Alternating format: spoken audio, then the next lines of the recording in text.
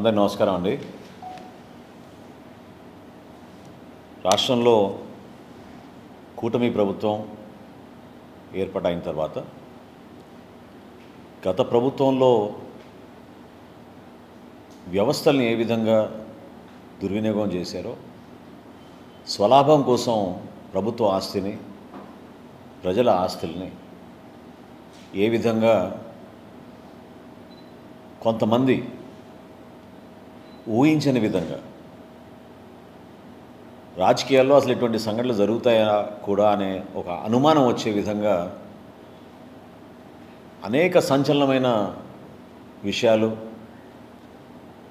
పుంఖాలుగా మీడియాలోనూ క్షేత్రస్థాయిలో ఉన్న వాస్తవాలు ప్రతి ఒక్కరు కూడా చూస్తూ ఆశ్చర్యపోతూనే ఉన్నారు. ఆ తరుణంలో గౌరవ ముఖ్యమంత్రి గారు చంద్రబాబు నాయుడు గారు, అదేవిధంగా గౌరవ ఉప ముఖ్యమంత్రి గారు పవన్ కళ్యాణ్ గారు చాలా నిజాయితీగా ఉండాలి, ప్రజలు మన పైన ఒక అద్భుతమైన బాధ్యత అప్పచెప్పారు, ఒక ప్రక్షాళన కోసం, సమాజంలో ఒక మార్పు కోసం ఒక మంచి ప్రభుత్వం కోరారు ప్రజలు. దానికి అనుగుణంగా మనం మంచి పరిపాలన అందించి ఎక్కడ కూడా కక్ష సాధింపు చర్యలు లేకుండా మనం పరిపాలించాలనేది పదే పదే మా నాయకులు చెప్పుకుంటూనే వచ్చారు. అందులో భాగంగా పౌర సరఫరాల శాఖ నుంచి క్షేత్రస్థాయిలో జరుగుతున్న అవినీతి, ప్రత్యేకంగా గత 5 సంవత్సరాల్లో వాళ్ళు చేసిన కొన్ని కార్యక్రమాలపైన దృష్టి పెట్టి రాష్ట్ర వ్యాప్తంగా కొన్ని సంస్కరణలు తీసుకురావడం అనేది జరుగుతూ ఉంది. పౌర సరఫరాల శాఖకి ధాన్యం కొనుగోలు చేసిన తర్వాత రాష్ట్రంలో దాదాపు 104 గోడౌన్స్కి ఏదైతే మేము కస్టమ్ మిల్డ్ రైస్ అంటారు, సిఎంఆర్ అంటారు, ధాన్యం రైతుల దగ్గర నుంచి కొనుగోలు చేసిన తర్వాత వివిధ రైస్ మిల్స్కి మేము రాష్ట్ర వ్యాప్తంగా దాదాపు 1300 రైస్ మిల్స్కి మేము అందించి బియ్యంగా మేము మార్చిన తర్వాత కస్టమ్ మిల్డ్ రైస్ని దాదాపు 104 గోడౌన్స్లో మేము వాటిని భద్రపరుస్తూ ఉంటాం. అందులో కొన్ని గోడౌన్స్ ఇన్వెస్టర్ గోడౌన్స్, కొన్ని గోడౌన్స్ బఫర్ గోడౌన్స్, వివిధ జిల్లాల్లో అనేక ప్రాంతాల్లో ఎక్కువ దూరం ప్రయాణం చేయకుండా ప్రజలకి ప్రతి నెల మేము పబ్లిక్ డిస్ట్రిబ్యూషన్ సిస్టమ్ ద్వారా ఏదైతే మేము రైస్ కానివ్వండి, కందిపప్పు కానివ్వండి, ఆయిల్ కానివ్వండి చేరుస్తామో, ప్రజలకే కాకుండా ఐసిడిఎస్ ద్వారా అంగన్వాడీ కేంద్రాలకి, అదేవిధంగా హాస్టల్స్కి కూడా, సోషల్ వెల్ఫేర్ హాస్టల్స్కి ఈ సరుకు పంపించే బాధ్యత పౌర సరఫరాల శాఖ నుంచి మేము నిర్వర్తిస్తూ ఉంటాం. ఈ 104 గోడౌన్స్లో మొన్న 26వ తారీఖున మా ఎండి గారు మనజీర్ గారు ఒక మార్పు తీసుకురావాలి, అసలు ప్రతి గోడౌన్లో ఎంత ఉంది లెక్క మనకు తెలియాలి. ఎందుకంటే ఖరీఫ్ మాసంలో మేము మరొకసారి ధాన్యం కొనుగోలు చేస్తున్న సందర్భంలో స్టాక్ ఎంత ఉంది మన దగ్గర, ఎంతవరకు మనం ధాన్యం కొనుగోలు చేయాలి, అట్ ద సేమ్ టైం ఎక్కడ ఏ గోడౌన్లో మేము ఎంత వీటిని భద్రపరచాలని దానిపైన ఒక కొత్త సాఫ్ట్వేర్ తయారు చేసి వేర్ హౌస్ మేనేజ్మెంట్ సిస్టమ్ అని ఒక కొత్త సంస్కరణ తీసుకొచ్చారు. ఇది 26వ తారీఖు నవంబర్న. అదే రోజున ఆయన ఆన్లైన్ ట్రైనింగ్ ప్రోగ్రాం పెట్టి రాష్ట్ర వ్యాప్తంగా ఉన్న ఈ గోడౌన్ల యాజమానులు, వాళ్ళ మేనేజర్స్, వారితో పాటు పౌర సరఫరాల శాఖలో ఉన్న జిల్లా అధికారులందరినీ కూడా ఆ ట్రైనింగ్ ప్రోగ్రాంలో మేము ప్రత్యేకంగా ఏ విధంగా రేపు ఉదయం నుంచి మీరు గోడౌన్లో తనిఖీలు చేసి ఆన్లైన్ మీరు నమోదు చేయాలి వివరాలనే దానిపైన ఒక శిక్షణా తరగతి మేము 26వ తారీఖున ప్రారంభించాం. విచిత్రం ఏంటంటే మరుసటి రోజు 27వ తారీఖున మచిలీపట్నంలో జేఎస్ గోడౌన్స్ అనే ఆ యాజమాని వారు మాకు సడన్గా స్టాక్ కొరత కనపడింది, షార్టేజ్ ఉంది మా స్టాక్లో, దాదాపు ఈ షార్టేజ్ మేము ఒక టెక్నికల్ ప్రాబ్లంగా దాన్ని చిత్రీకరించారు. ఆ ప్రాంగణంలో ఉన్న ఒక లారీ వేయి బ్రిడ్జ్ ఏదైతే ఉందో అక్కడ వేయిమెంట్లో పొరపాటు వచ్చింది. కాబట్టి మేము 3,000 సుమారు బ్యాగ్స్ మేము షార్టేజ్ మాకు కనపడుతుంది. దీన్ని మేము బాధ్యత తీసుకుని ప్రభుత్వం ఏ నిర్ణయిస్తే అది దాన్ని బట్టి మేము తిరిగి చెల్లిస్తామని చెప్పి 27వ తారీఖున జయసుధ గారు లెటర్ రాశారు. Joint collector Krishna district.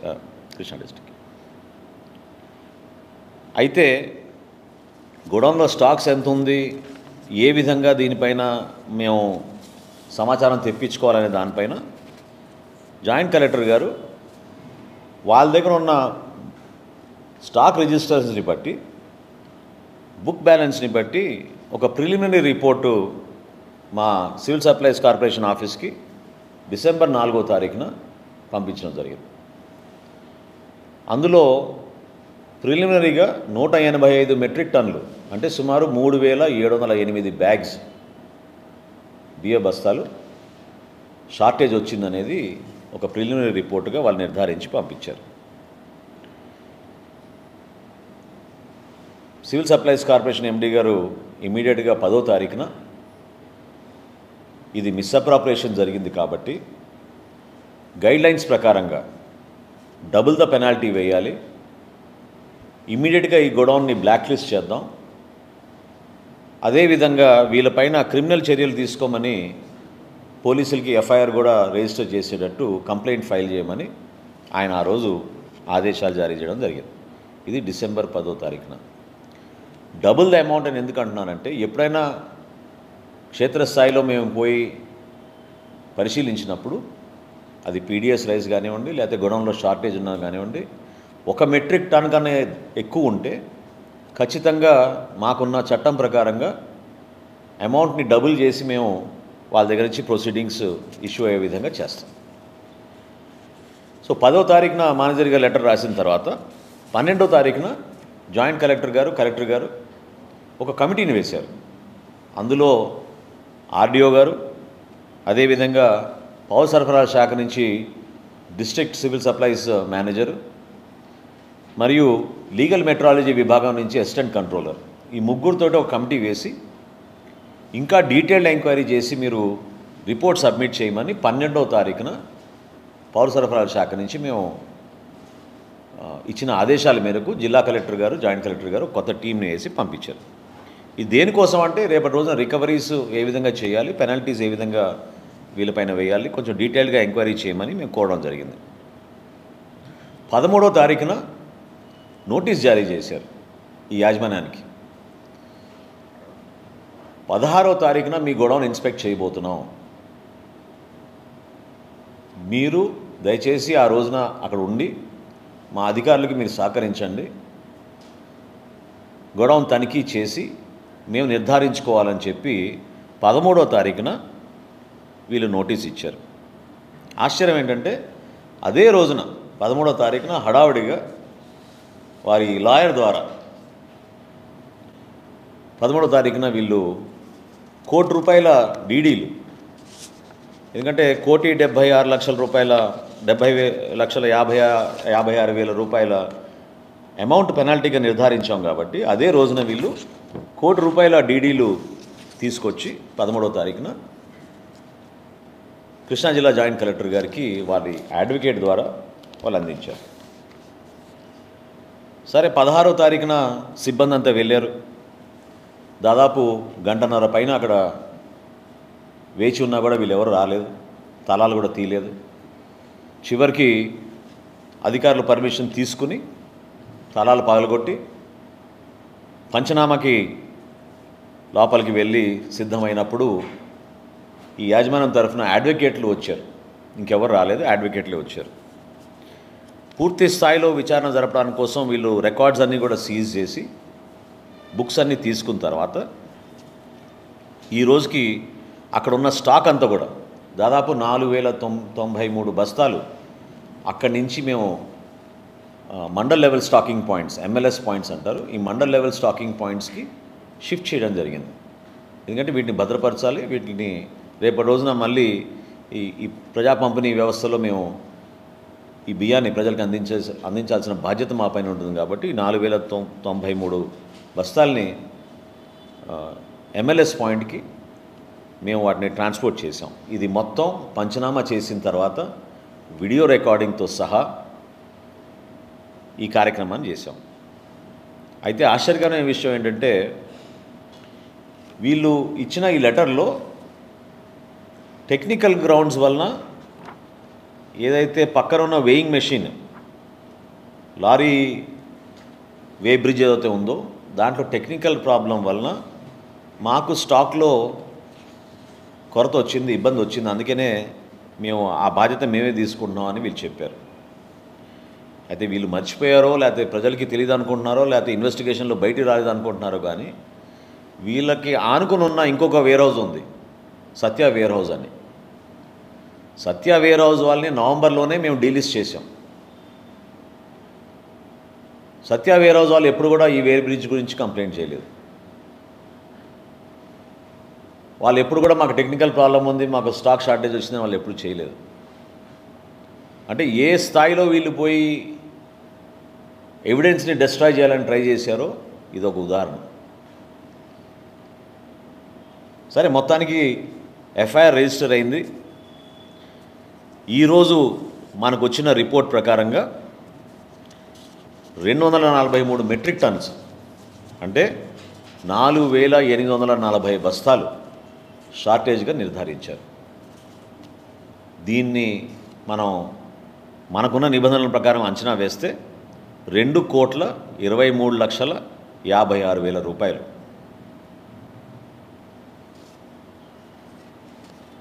ఇంతటితో ఆగిపోలేదు. ఎందుకంటే ఈ రెండో గోడౌన్ పైన కూడా మాకు అనుమానాలు ఉన్నాయి. అక్కడ కూడా చెక్ చేసుకోవాల్సిన అవసరం ఉంది. ఈ స్టాక్ అంతా కూడా మనందరం గమనించాల్సింది ఏంటంటే గత ప్రభుత్వంలో ఒక బాధ్యత కలిగిన వ్యక్తి ప్రజల సొమ్ము, ప్రభుత్వానికి సంబంధించిన ఆస్తుల్ని ఈ విధంగా దారి మళ్ళిచ్చేస్తే ప్రజలు మీకు అప్పచెప్పిన బాధ్యతని ఎంత దారుణంగా వీళ్ళు నిర్వర్తించారో గతంలో ప్రజలకు అర్థమవ్వాలి. ఎక్కడ కూడా కక్ష సాధింపు లేకుండా ఒక డీటెయిల్డ్ ఇన్వెస్టిగేషన్ చేసి విజిలెన్స్ ద్వారా రిపోర్ట్ తెప్పించుకుని క్షేత్రస్థాయిలో ఉన్న వాస్తవాల్ని పౌర సరఫరాల శాఖ మరియు రెవెన్యూ సిబ్బంది, లీగల్ మెట్రాలజీ డిపార్ట్మెంట్ నుంచి కొలతలు మొత్తం చెక్ చేసుకుని ఎక్కడ కూడా పొరపాటు లేకుండా రికార్డ్స్ అన్నీ సీజ్ చేసే విధంగా మేము చర్యలు తీసుకుంటాం. సో దయచేసి ఎవరు కూడా దీన్ని ఎందుకు ఇంకా యాక్షన్ తీసుకోవడం లేదు అని కొంతమంది హడాడు చేస్తున్నారు. వాళ్ళందరికీ నేను చెప్పగలిగే సమాధానం ఒకటే, చట్టాన్ని ఎవరు కూడా తప్పించుకుని వెళ్ళలేరు. అది ఎంతటి వారైనా ఎవరైనా సరే రూల్ ఆఫ్ లా ఇంప్లిమెంట్ అవ్వాల్సిందే. పదే పదే మా ఉప ముఖ్యమంత్రి గారు పవన్ కళ్యాణ్ గారు, అదేవిధంగా రాష్ట్ర ముఖ్యమంత్రి చంద్రబాబు నాయుడు గారు ఒకే ఒక మాట చెప్పారు, అనవసరంగా ఎవరిపైన కూడా మేము కక్ష సాధింపులు చెయ్యం, కానీ పొరపాటు చేసిన వాళ్ళని మాత్రం ఖచ్చితంగా మేము వదలం. అంటే ఒక గోడౌన్లో వీళ్ళు ఇన్వెస్టర్లుగా వీళ్ళు వచ్చి 2021లో ఈ గోడౌన్ని పౌర సరఫరాల శాఖకు అప్పచెప్పి సుమారు 5,000 మెట్రిక్ టన్నులు ఇక్కడ ప్రతి సీజన్లో మేము భద్రపరుస్తూ ఉంటాం. అటువంటి గోడౌన్ నుంచి ప్రిలిమినరీగా ఇంకా పూర్తి కాలేదు ఇన్వెస్టిగేషన్, ఇప్పటికే మాకు వచ్చిన లెక్క 243 మెట్రిక్ టన్నులు అంటే 4,840 బస్తాలు దారి మళ్లించేసి వీళ్ళ స్వలాభం కోసం అహంకారంతో ఎవరు మనని ప్రశ్నించలేరు, ఎవరు మన అడగరు, లెక్కలతో మనకు సంబంధం లేదు, ప్రజల ఆస్తులు కేవలం మన కోసమే ఉన్నాయనే విధంగా వీళ్ళు వ్యవహరిస్తే వ్యవస్థను ఎంత ఖూనీ చేశారో ఒకసారి ప్రజలందరూ కూడా అర్థం చేసుకోవాలి. ఖచ్చితంగా నేను రాష్ట్ర ప్రజలకి హామీ ఇస్తున్నాను, కూటమి ప్రభుత్వం 100% ఒక ప్రక్షాళన కోసం మేము అడుగులు వేస్తున్నాం ముందుకి. ఒక మార్పు తీసుకొచ్చి చూపిస్తాం మీకు ఏ విధంగా ప్రభుత్వంలో నిజాయితీగా ప్రభుత్వ ఆస్తుల్ని కాపాడుకునే విధంగా, వ్యవస్థల్ని దుర్వినియోగం కాకుండా అంతిమంగా ప్రజలకే మేలు జరిగే విధంగా మేము ఏ విధంగా నిలబడతామో చేసి చూపిస్తున్నాం. కానీ గత 5 సంవత్సరాల్లో వీళ్ళు చేసిన అరాచకాలు ఎవరు కూడా ఊహించలేని విధంగా వీళ్ళు మార్చారు.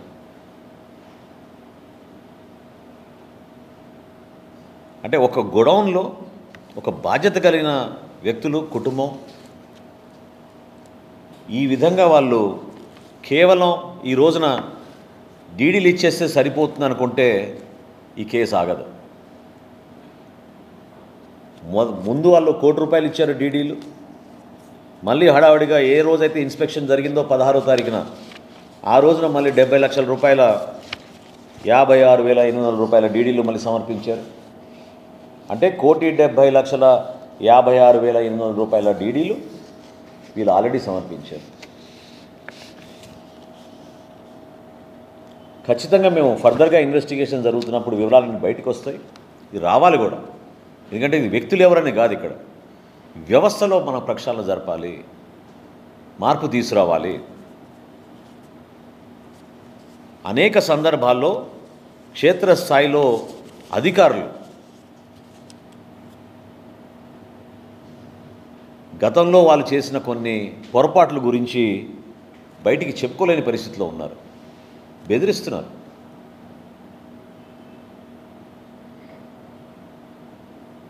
కంప్లైంట్లు తీసుకెళ్ళి కేసులు పెట్టమంటే ఏ విధంగా అదే అధికారులు ఈ రోజున వణికిపోతున్నారో మీరే చూశారు.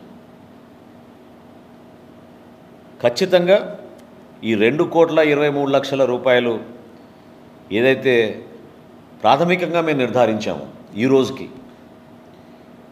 ఇంకా లోతుగా వెళ్ళాల్సిన అవసరం ఎందుకుందని అంటున్నానంటే మొత్తం స్టాక్ రిజిస్టర్స్ కూడా వీళ్ళు ట్యాంపర్ చేశారు. అసలు ఒక లారీ వెయి బ్రిడ్జ్నే వీళ్ళు ట్యాంపర్ చేశారంటే మీరు ఊహించుకోవాలి ఏ విధంగా జరుగుతుందో కార్యక్రమం. పోలీస్ ఇన్వెస్టిగేషన్ జరుగుతోంది. డెఫినెట్గా ఇంకా వివరాలు వస్తాయి బయటికి. దయచేసి నేను మీడియా మిత్రులు కూడా నేను కోరేది ఏంటంటే ఖచ్చితంగా లాజికల్ కంక్లూజన్ ఉంటుంది ఈ కేసుకి. ప్రతి అడుగు పారదర్శకంగా ఇన్వెస్టిగేషన్ పూర్తయ్యే విధంగా పౌర సరఫరాల శాఖ నుంచి మేము ఏనాడు కూడా ఆ పొరపాటు చేయకుండా సహకరిస్తాం.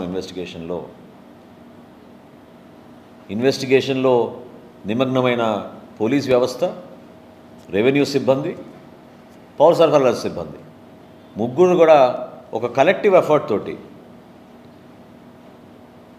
ఎందుకు ఈ పర్టికులర్ గోడౌన్లో ఈ విధంగా జరిగింది అని నిర్ధారించాల్సిన బాధ్యత కూడా మా పైన ఉంటుంది.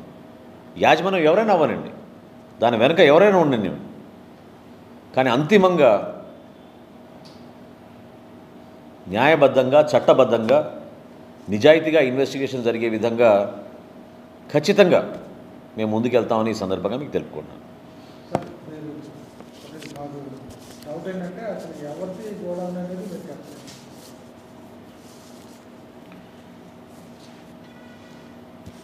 జేఎస్ వేర్ హౌస్ అని శ్రీమతి పేర్ని జయసుధా గారిదండి.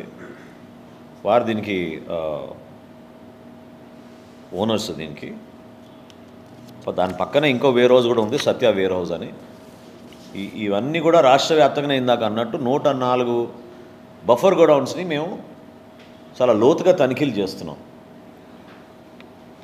దానికోసం ఈ కొత్త సాఫ్ట్వేర్ తీసుకొచ్చి ఎక్కడ కూడా పొరపాటు జరగకుండా మాకు స్టాక్ బ్యాలెన్స్ ఎంత ఉంది, ఏ విధంగా మేము కొనుగోలు చేసి ఏ గోడౌన్కి పంపించాలనే దానిపైన వేర్ హౌస్ మేనేజ్మెంట్ సిస్టమ్ అనేది ఒక కొత్త సిస్టమ్ మేము తీసుకొచ్చి ఏర్పాటు చేసాం.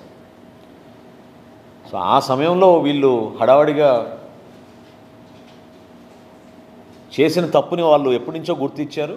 కప్పిపుచ్చడానికి చేస్తున్న ప్రయత్నంలో భాగంగా వీళ్ళు డబ్బులు కడితే అంతటితో అయిపోతుందనే ఒక ప్రయత్నం చేసుకుంటూ ఈ రోజున కోర్టును ఆశ్రయించుకున్నారు.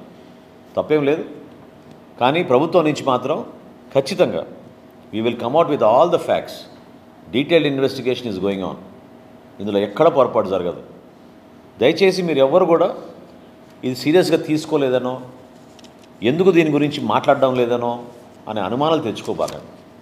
ఒక ఇన్వెస్టిగేషన్ జరుగుతున్నప్పుడు పూర్తిగా డీటెయిల్డ్ ఎంక్వైరీ రావాలి కాబట్టి ప్రాథమికంగా వచ్చిన సమాచారం మేరకు ఇంకా డీటెయిల్డ్ ఎంక్వైరీ చేయమని జాయింట్ కలెక్టర్ గారికి అదేవిధంగా పౌర సరఫరాల శాఖలో ఉన్న అధికార యంత్రాంగానికి ఎప్పటికప్పుడు సమీక్షించుకుంటూ దాదాపుగా ఈ రోజుకి ఒక కొలిక్ వచ్చింది కాబట్టి నేను మీ అందరితో కూడా ఈ ఇన్ఫర్మేషన్ షేర్ చేస్తున్నాను. ఇనీషియల్గా అనుకున్నట్టు స్టార్టింగ్లో వీళ్ళు వేసిన అంచనాలు ఆ రోజున్న బుక్స్ని బట్టి వాళ్ళు ఇచ్చారు. కానీ ఫిజికల్గా స్టాక్ వెరిఫై చేసి స్టాక్ మొత్తం అక్కడి నుంచి దగ్గరున్న MLS పాయింట్కి తరలించారు కాబట్టి 3708 బస్తాలు కాదు, అది 4840 బస్తాలుగా నిర్ధారించారు. దానికి ఖచ్చితంగా ప్రభుత్వం నుంచి క్రిమినల్ కేసెస్ ఫైల్ చేసి డెఫినెట్గా మేము యాక్షన్ తీసుకుంటాం. నిర్ధారించాలి, కానీ అదే కాంపౌండ్లో ఉంది. సో డెఫినెట్గా అది కూడా చెక్ చేస్తాం.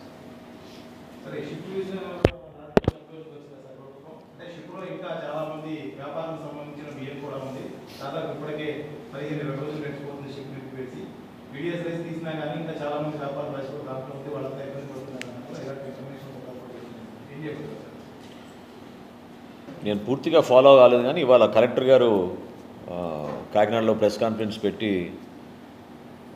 గౌరవ ఉప ముఖ్యమంత్రి గారి ఆదేశాల మేరకు క్షుణ్ణంగా షిప్లో డీటెయిల్ ఇన్వెస్టిగేషన్ చేశాం. సో గతంలో ప్రకటించిన దానికన్నా ఎక్కువ స్టాక్ నిర్ధారించడం అయిందనే విషయం ఆయన మీడియాకి వెల్లడించారని ఇందాక నాకు చెప్పారు. పూర్తి సమాచారం తెప్పించుకోవాలి.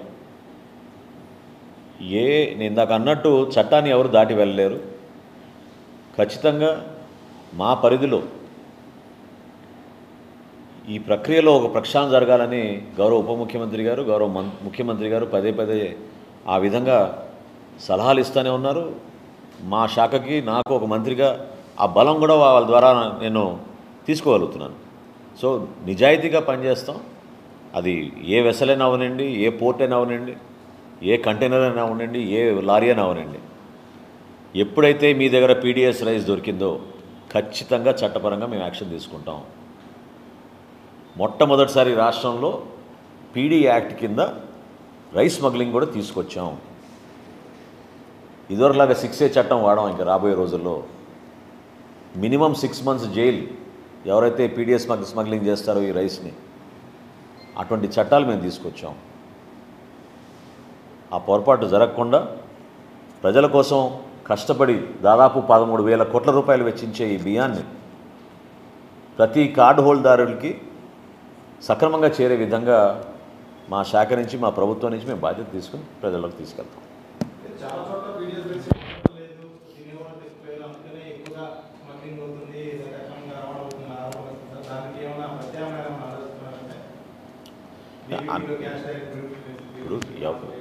అనేక సూచనలు, కొత్త ఆలోచనలు సమాజంలో సహజంగానే ప్రజలు అదేవిధంగా అధికార యంత్రాంగం ఎప్పుడు కూడా చర్చిస్తూనే ఉంటాం. సమయం వచ్చినప్పుడు మేము దాని మార్పులు తీసుకొస్తాం. ఒకటి మాత్రం వాస్తవం, ముందు ఎన్ఫోర్స్మెంట్ జరగాలి. అది ఇబ్బంది అయినా సరే, కష్టమైనా సరే, కొంతమందికి నచ్చకపోయినా సరే, చట్టాన్ని గౌరవించే విధంగా, రూల్ ఆఫ్ లా ఎన్ఫోర్స్ అయ్యే విధంగా ఖచ్చితంగా ఎన్ఫోర్స్మెంట్ జరుగుతుంది. Thank you.